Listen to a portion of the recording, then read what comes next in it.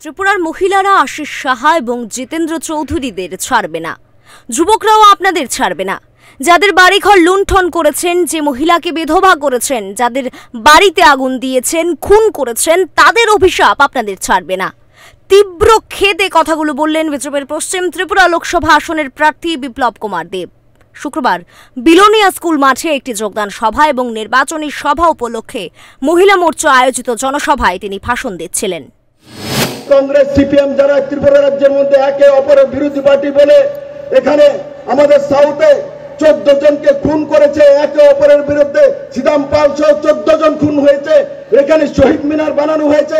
এখানে এসে মানিক বাবুরা, জিতেন বাবুরা প্রতি বছর নাটক করে 14 তারিখ 14 অক্টোবর শহীদ দিবস, শহীদ মিনার বানিয়েছে। জীবন চলে যাবে। আমি বলবো এখন আশিস সাহা এবং কংগ্রেসকে নিয়ে যাই শহীদ মিনারের আগে প্রায়শ্চিত্ত করো, মাথা মুন্ডন করো। সাউথবাসীর কাছে আগে মাপ চাও, ত্রিপুরেশ্বরী মায়ের কাছে আগে মাপ চাও, তারপরে মানুষের কাছে ভোট চাওয়ার অধিকার চাও। মেরে মিত্র, এদের লজ্জা নেই। এরা এই ত্রিপুরাতে 50টা বছর কংগ্রেস আর সিপিএম এর নাটক করে এমএলএ হয়ে যেত, আর যে গিয়ে মানুষকে শোষণ করার জন্য, মহিলাদেরকে শোষণ করার জন্য ত্রিপুরার মানুষ থেকে কমিশন খাওয়ার ব্যবস্থা এই কমিউনিস্ট এবং কংগ্রেস পার্টি করেছে। মেরে মিত্র, শুক্রবার বিলোনিয়া স্কুল মাঠে মহিলা মোর্চা আয়োজিত জনসভায় উপস্থিত ছিলেন রাজ্যের মুখ্যমন্ত্রী মানিক সাহাও।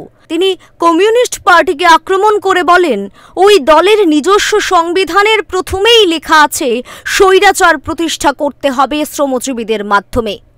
তাঁদের 35 বছরের শাসনে এভাবেই তারা শাসন করে গেছে।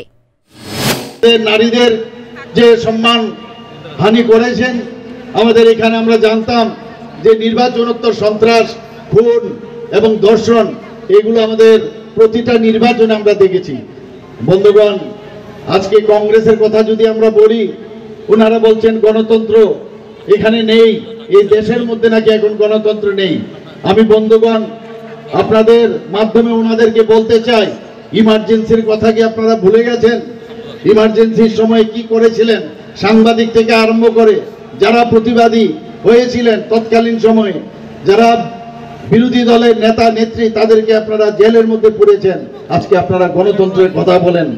আপনারা ত্রিপুরাতে 2023-এ আমরা ইলেকশন যেভাবে আমরা করিয়েছি, বারবার আমরা 2023-এর ইলেকশনে আমরা বলেছি কোনো অবস্থায় ত্রিপুরাতে কোনো ধরনের ঘটনা উপঘটনা যেন না হয়, এবং সেটাই আমরা করেছি সারা ভারতবর্ষের মধ্যে।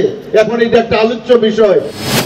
বিলোনিয়ার প্রাক্তন কংগ্রেস বিধায়ক দিলীপ চৌধুরী শুক্রবার স্থানীয় স্কুল মাঠে আয়োজিত জনসভায় বিজেপি দলে যোগদান করেন। মুখ্যমন্ত্রীর হাত ধরে দিলীপ চৌধুরীর সাথে 77 পরিবারের 254 জন ভোটার এদিন বিজেপি দলে যোগদান করেছে। তাদেরকে দলীয় পতাকা এবং উত্তরীয় দিয়ে বরণ করে নেন মুখ্যমন্ত্রী সহ পশ্চিম ত্রিপুরা লোকসভা আসনের প্রার্থী Biplab Kumar Deb. Bureau report, Times 24। Gas, অম্বল, গলা বুক জ্বালা ও পেটের অন্যান্য সমস্যার থেকে সুরক্ষিত থাকতে ব্যবহার করুন গ্যাসনল। অরিও ফার্মা, 5 দশক ধরে মানুষের ভরসা।